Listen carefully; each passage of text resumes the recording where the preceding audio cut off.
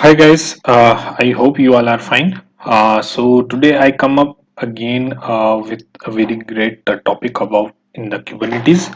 So previously we have talked about the PV and PVC and their dynamic and that, and also we have covered about NFS services to get the storage from the NFS for the Kubernetes.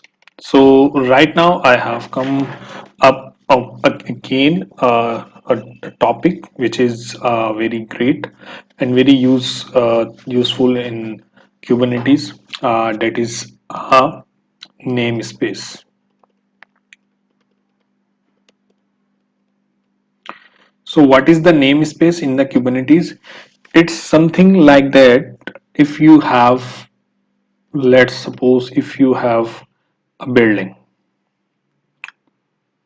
and this is your building or it's building, it has number of flats. Let's suppose it has 1 2 3 4 5 6 7 8 9. So these are the number of flats inside this building, and every flat has independently working. So their family have means independent to each other, means to means about is this means they are not depending to each other, so they have their own room facilities, they have their own security, they can do anything whatever they want to do in this room. So because they have just uh, a particularly assigned to this room for, let's suppose, family one. And if we talk about this one, so let's suppose is family six. They have their own security, they have their own rooms inside that one. So all the rooms are independently working in this building. So same as it is in the Kubernetes, what we have in Kubernetes, we have a master server. Let's suppose we have in master server we have multiple workers. Let's suppose worker 1 and worker 2, and this is complete a box. This box is called Kubernetes cluster, and it has some limitation. Let's suppose we have combined these are, if all the things are combined, so let's suppose it has 100 GB RAM, 1 TB hard drive, uh, and let's suppose 96 CPU. They are they are inside in this Kubernetes cluster. So now we have multiple teams: team 1, team 2, and team 3, and they all are want to access this cluster. We can means one of the thing is that we can provide the username and password to each everyone. So we can give the username password to this one, username password to this one, username password to this one. But the thing is that if team one, let's suppose it's our dev team, it has a QA team, and this is a production team. Let's suppose we have. So in dev team, they are just testing and creating all the things and very frequently. So if the development team has created a node or a pod, and if that pod is related to MySQL, or let's suppose it's a web application.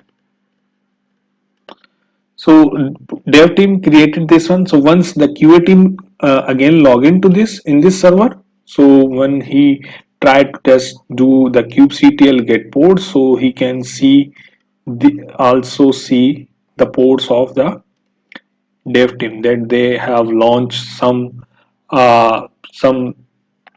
they have also launched some web team or MySQL or web app applications. So why we want to we don't want to QA team cannot see my these ports. I have my own room. I need my own thing in my same cluster. So if the QA team launch some any application, let's suppose app one, they launch it. So when production team come up and write down this command, and he can see that development and QA team are are launching some ports. So the port name we have already discussed. These are the ports which is launching by the QA team or dev team. And once the production is done, so then production has some final version. Let's suppose app, and they launch it. So accidentally, what happened? Then production and dev team or QA team can see the production deployment on this via this with the help of this username and password. So what we want to do, we want that they cannot see each other ports. We don't want this thing. First of all, this is actually a security.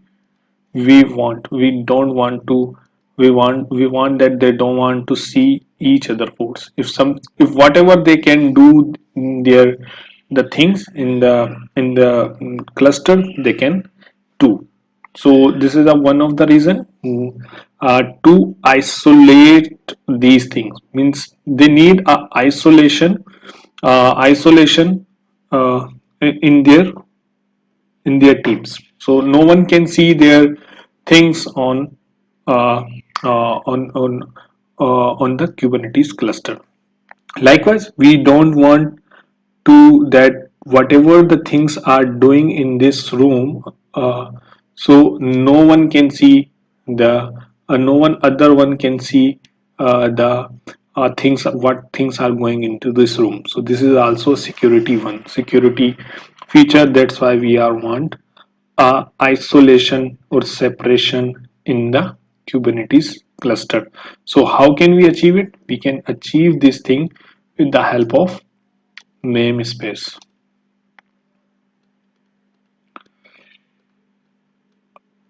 So in namespace, the teams or the things are let's suppose a team one. So it's called a tenant.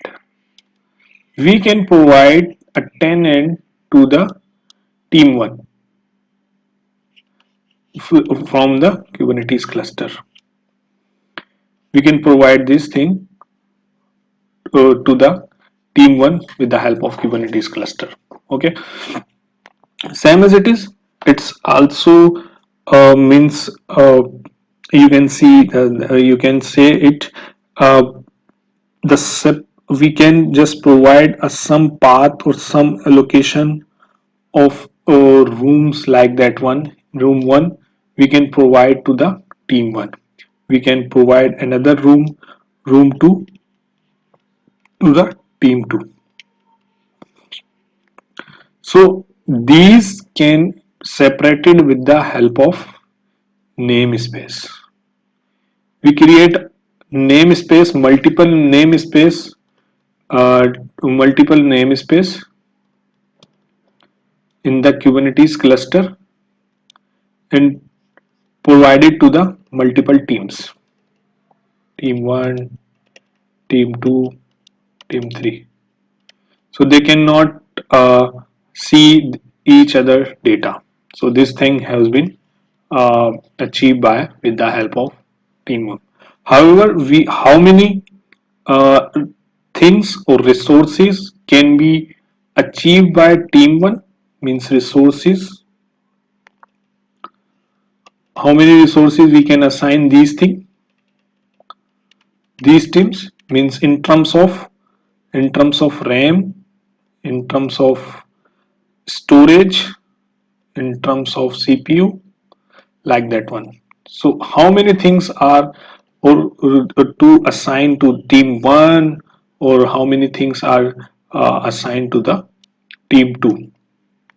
So it's all depend upon the resources limit the quota, limits and quotas, how many ports they can create, how many replicas they can create, how many deployment they can create. So all are the things are the replication, and how many RAMs to be assigned into the room one, so or team one. So this thing we achieve by with the help of limit and quotas in the I will try my best to make this video on this as well. So the basic thing in the namespace means separation of uh, your data. No one can see, or no one can go inside or another namespace without their knowing their passwords. So we can restrict it with the help of IAM policies as well. In the Kubernetes or roles and bindings, we can create that one. So and assign on the only the namespaces to that user. So only team one can see the room one, which is assigned only for that one. So they cannot go on to the team two. It's access deny. So we can achieve it as well.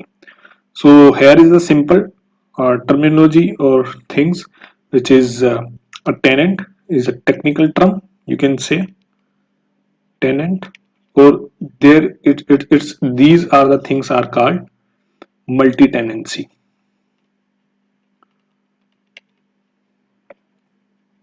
Multi-tenancy environment means you have different environment, and different have limited and quotas are available for their teams, and restricted them to each other. They cannot be go inside to another NS.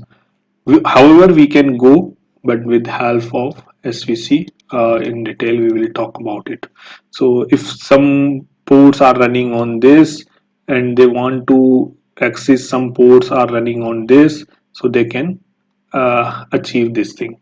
But we will talk about in the later of videos. So, the in nutshell, the namespace is something isolation. It's provide the security feature, so then no one can see or check or delete things in their namespace. So let's move on to the practical side, how we can see, how we can check these things.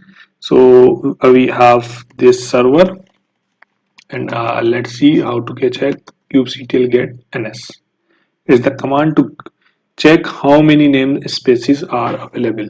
So you have already aware about the cube system, where we have our our major services are running in it. Minus n will be the enough to see the ports. So in this namespace we have these type of ports. Okay, so what happened when I type kubectl get ports? So it says no resource found in the default namespace. So in you can see there is one ns, which is name is the default. So right now there is no default. So it's created by default once you launch your cluster. So let me create a namespace, create namespace, and then namespace and name of the test. Let's see, it's done. So let's see it's working or not. So a test have been done. So if you want to launch your things on this namespace, what you have to do, let's suppose kubectl create deployment name httpd, and my minus image equal to httpd. So before that I have to think, let me show you one more thing before going to this. So right now I don't have any ports.